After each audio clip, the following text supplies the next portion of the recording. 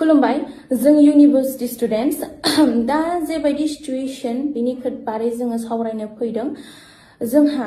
आसाम गभर्नमेन्टआहाय 6 जनगोष्ठीनो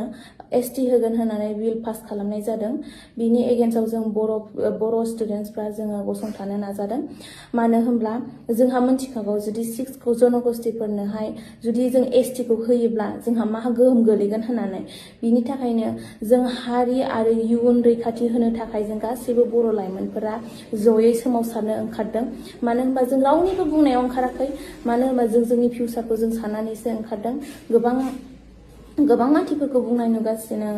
मोखां बिलाइयावहाय सोरबा UPPL सोरबा BPF सोरबा आबसुनि खोथा लानानै बिराद कन्ट्रोभार्सि जानायखौ जों नुनो मोनदों नाथाय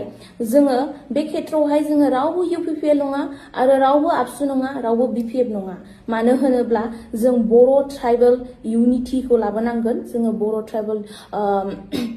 स्टुडेन्ट्स इउनिटिखौ जों लाबोनांगोन रावबो गावखौ पार्टिनि लोब्बा लाखिनानै रावबो गावखौहाय ओंखारालासिनो थानो नाङा मानो होनबा नोंसोर गासिबो बुजिनो गोरों जाजोबखाबाय मानो होनबा बुजिखायोखा कि जोंनि फिउचारा जुदि एसटी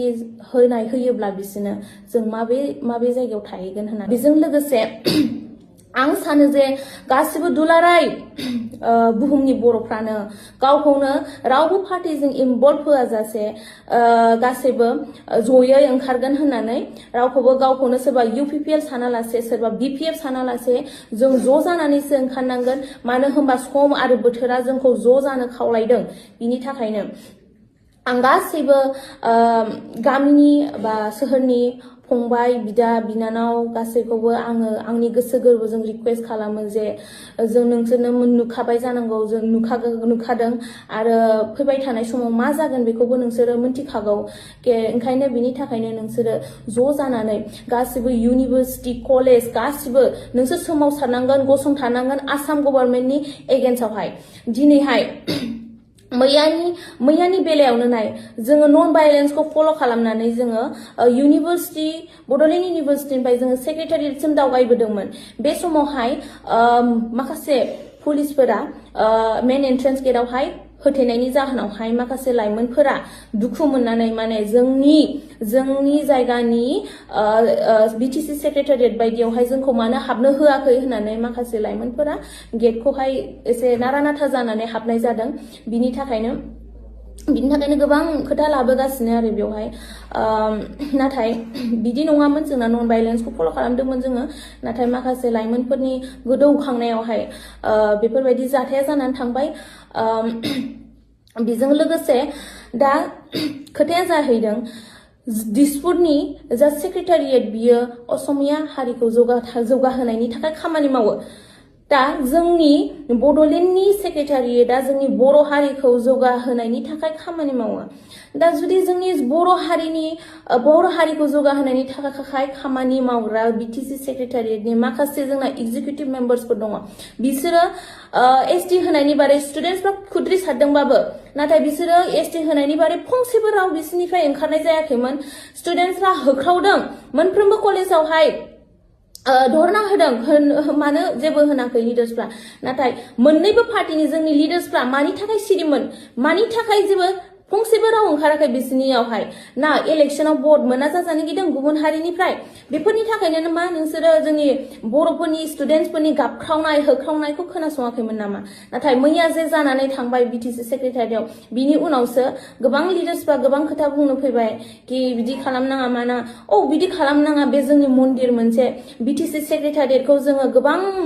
बर' मुंख्लं जानानैसो जों मोनदों दिनै गुबुन हारि राभाफोरनि दैदेनगिरिफोरखौ जों गिदिर मानसिफोरखौ दैदेननाय नुदों नाथाय जोंनि दा बर' समाजावहाय बर' हारिफोरनि दैदेनगिरिफोर स्टुडेन्टसफ्रासो जागासिनो दा बेखौ जों दैदेनसेयावबो ओंखारसेयावबो माखासे राजनितिनि खोथा लानानै जोंखौ बायदिसिना सोदोब बाहायगासिनो बायदिसिना बुंगासिनो बिनि थाखायनो आं नोंसोरनि गुरै खावलायहरदों जे जेबो बेवहाय राजनितिनि खोथा दालाबो अननानै मानो होनबा जों मिथिगौ जोंनि इयुना मा जागोन आरो बिनि थाखायनो जों स्टुडेन्टसफ्रा साननो हानो गोहो जोंनावबो दंसै ओंखायनोसो जोङो बेवहाय बाहागो लादों जे जोंनि एसटी होनायनिखौहाय जों प्रटेक्शन होनो ओंखारबोदों बिनि थाखायनो अननानै बयनिसिमबो आङो गुरैयै खावलायो बे जोंनि जाथाय बा जोंनि दा प्रटेस्ट खालामनाय बेफोरखौ जेबो राजखान्थिनि गाब होआ आरो जेबो बिदि गावजों गाव इना इनि जाया। मानो होनबा जुदि जोङो गावजों गाव इना इनि जानायावनो जोंहा गोबां जोहोलावजोफोरा गोमानानै थांनांदों। बेफोरावनो गोबां जोहोलाव दैमालुमोन बायदिया जोङो गोमानानै थांनांदों।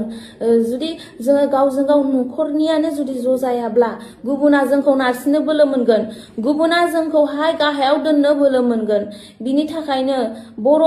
गासैबो बर' हारिनि लाइमोनफोर गासैखौबो एसटि स्टुडेन्टसफोरखौहाय आङो गासैखौबो ज' जानो थाखाय खावलायहरबाय आरो बेजों लोगोसे गासैबो बर' हारिफ्रा ओंखारनांगोन। बिनि थाखायनो आं नोंथांमोनखौ गासैबो खावलायबाय बेवहाय जेबो इना इनि लाबोनो नाङा। मानो होनबा जोंनि हारिखौ संरैखाथि होनांगोन। मानोना जोंनि हारिया जोंनि इयुना जोंनि आखायावहाय दङ। बिनि थाखायनो जोङो जोंनि हारिखौ बासायनानै लाखिनो थाखाय जोङो ज' जानांगोन। बिनि थाखायनो गासैखौबो आंनि गोसो गोरबोजों रिक्वेस्ट खालामो बेवहाय जेबो पलिटिक्सनि खोथा लाबोनो नाङा आरो नोंसोरबो ज' जानानै जोंजों बाहागो लागोन। CC2A long live and tribal unity long live.